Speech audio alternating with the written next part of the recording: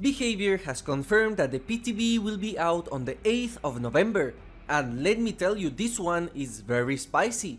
First of all, let's talk about the new customization options, player cards. These will be decorative banners and badges that will replace the top corner of the menus as well as appear in the post-match scoreboard lobby so you can flex them to your rivals. I have always wanted a calling card system just like in Call of Duty, and we finally got it. You will be able to mix and match them as you please, and the higher the rarity, the higher the quality of the banners and badges, with some being animated. We will be able to get them through events, the Rift, login rewards and promo codes, so expect to get some Christmas exclusive banners and badges for this December. Next up, we're getting something I never expected, a Trickster Rebalance. According to the devs, this is because Trickster is a frustrating character to go against and to play as, which is something I agree fully, as you either feel like a god or you will get destroyed. Well, they decided to increase his fire rate from 3 blades per second to 4, which is the maximum, and he has this speed consistently, so you no longer have to throw knives in order to reach the maximum fire rate. To compensate for this, they increased the laceration meter to 8 hits from 6, and they decreased the laceration decay to 10 seconds from 15.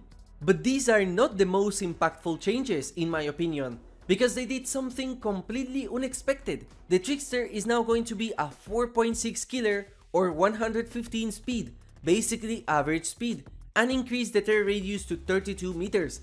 This is the first range killer with an average speed we ever got, as Huntress and Slinger are both slower than usual, and they also removed the recoil entirely to make the knives more skill dependent, which was the most frustrating part playing as Trickster, since the RNG could decide whether you hit a survivor or not, as it was purely luck and completely random, unlike in games like Counter-Strike.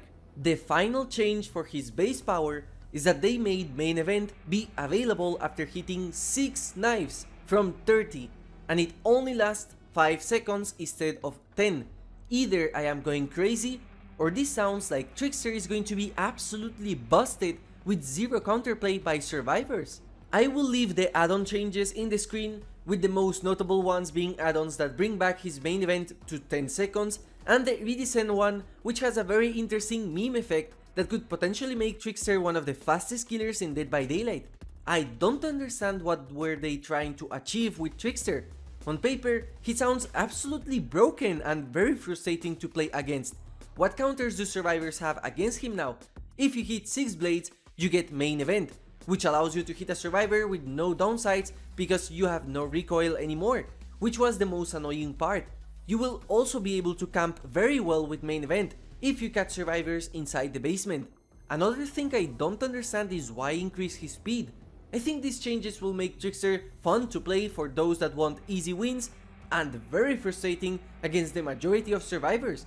With the new changes, if you have perfect aim, you can end chases in 4 seconds, and you can down 2 survivors and injure a third one with the max amount of knives thrown, and this is not counting main event. We will have to see in game, since I could be completely wrong as I have been in the past. Make sure to subscribe so you don't miss out on this 8th of November. Mate for this got it. Now the 3% haste only works while on deep wounds, so basically after you get tunneled or hook, or if you hit a dead heart.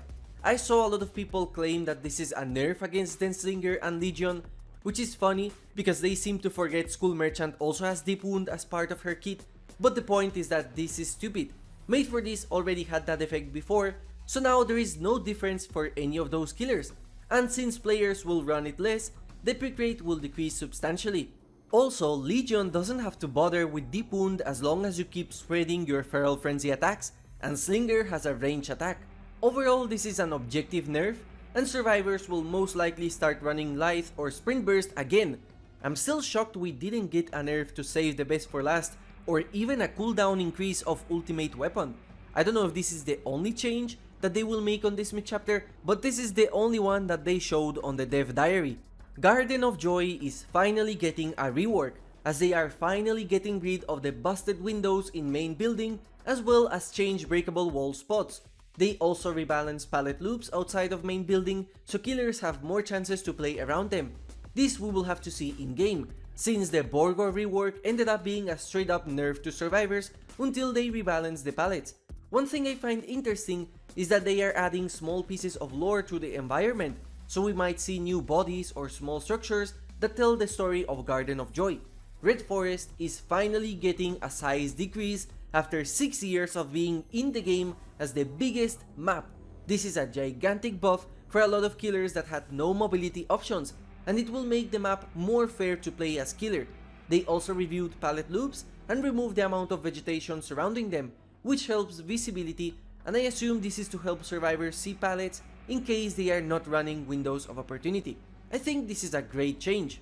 All of this we will see in the 8th of November, along with the new licensed killer that was promised in the roadmap.